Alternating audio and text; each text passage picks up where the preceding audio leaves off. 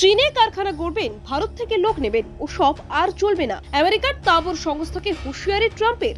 America first নীতি কার্যকর করতে দেশের তাবড় তথ্য প্রযুক্তি সংস্থাকে ফের হুঁশিয়ারি আমেরিকার প্রেসিডেন্ট ডোনাল্ড ট্রাম্পের। চীনে কারখানা গড়া, ভারত থেকে লোক নিয়োগের দিন শেষ বলে জানিয়ে দিলেন তিনি। নিজের দেশের মানুষকে উপেক্ষা করে আমেরিকার তথ্য প্রযুক্তি সংস্থাগুলি যা করছে তা উগ্র বিশ্বায়ন বলেও মন্তব্য করেন ট্রাম্প। বুধবার ওয়াশিংটনে এআই সম্মেলনে বক্তৃতা করেছিলেন ট্রাম্প। সেখানে 3টি নির্দেশনামাতেও সই করেন তিনি। পাশাপাশি দেশের বড় বড় তথ্য প্রযুক্তি সংস্থাগুলির তীব্র সমালোচনা।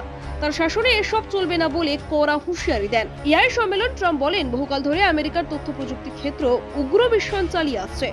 আমেরিকার লক্ষ লক্ষ নাগরিককে ব্রাত রাখা হয়েছে। আমেরিকার নাগরিকদের হতাশার মধ্যে ঠেলে দেওয়া হয়েছে। নিজেদের বিশ্বাসঘাতকতার শিকার মনে করছেন তারা। আমাদের মহান তথ্য প্রযুক্তি সংস্থাগুলি আমেরিকার স্বাধীনতা ভোগ করছে, কিন্তু কারখানা তৈরি করছে চীনে, লোক নিয়োগ করছে ভারত থেকে, মুনাফা ভাগ করে নিয়েছে আয়ারল্যান্ডের সঙ্গে। অথচ নিজের ঘরের লোকেদের, নিজের নাগরিকদের বঞ্চিত করা হয়েছে। ট্রাম্পের শাসনে ওসব দিন গিয়েছে।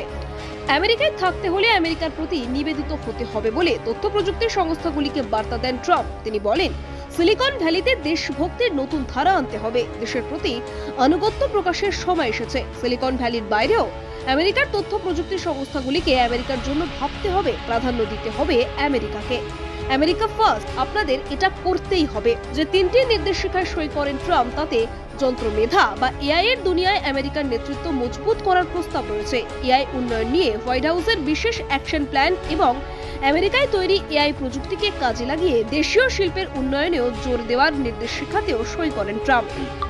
প্রথম দফার মতো দ্বিতীয় দফাতেও আমেরিকার ফার্স্ট নীতি নিয়ে হোয়াইট হাউসে প্রবেশ করেছেন ট্রাম্প। চীন, ভারতের মতো দেশে কারখানা গড়া নিয়ে সম্প্রতি অ্যাপেলকেও সতর্ক করেন তিনি।